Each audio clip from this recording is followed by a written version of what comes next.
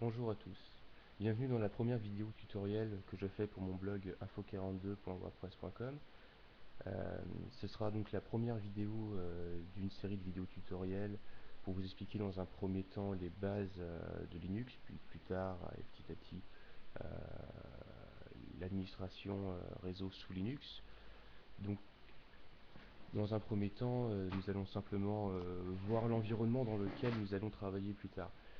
Donc tout simplement ici nous sommes sur une petite Ubuntu 10.04 en VirtualBox.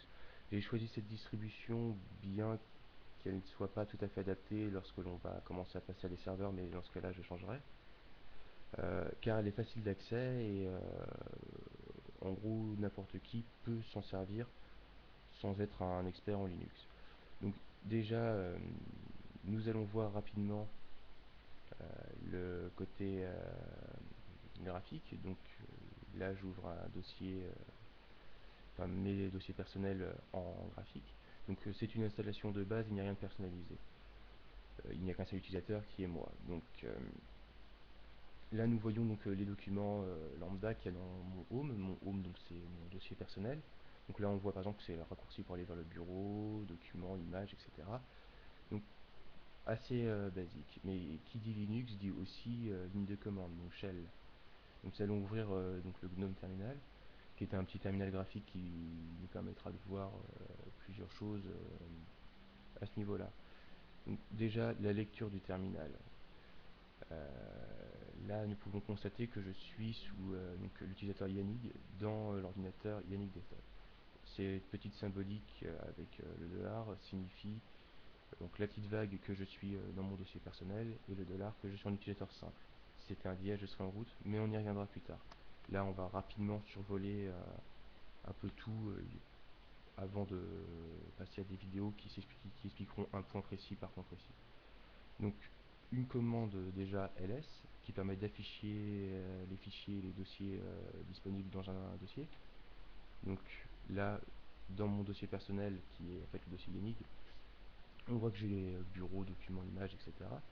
Si on revient sur le côté graphique, on voit que c'est la même chose. J'ai les mêmes, parce que je suis dans le même dossier, là en graphique, et là en terminal. Euh, pour me déplacer en graphique, je double-clique sur une icône.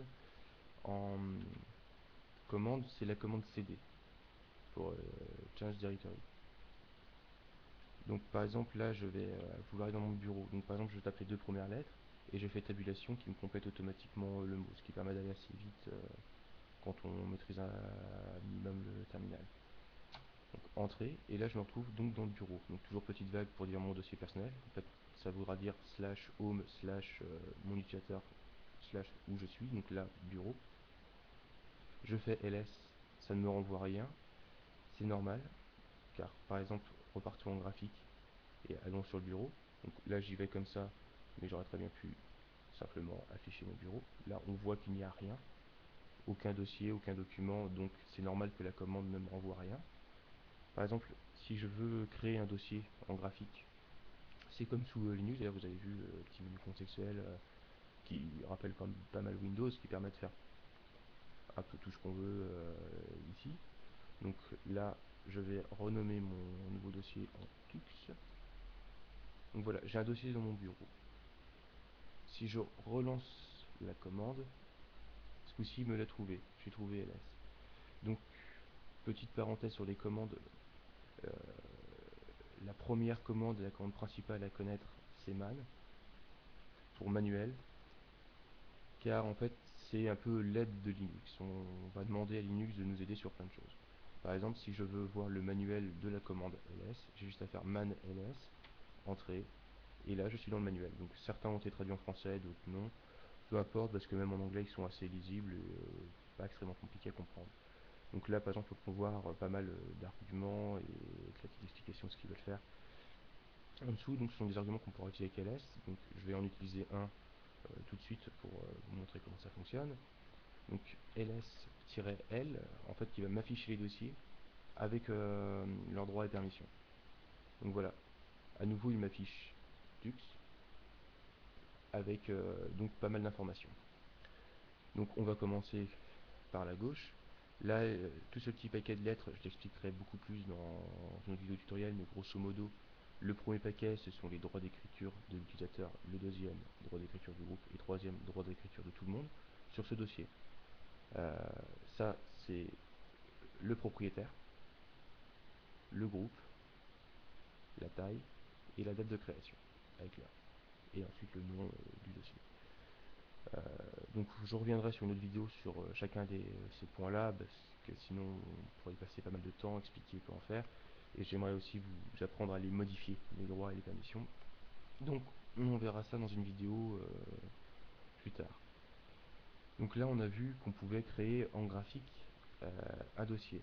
Maintenant on va le créer un nouveau dossier, hop là, en l'orthographe ce sera mieux, en commande. Donc mkdir pour créer un dossier.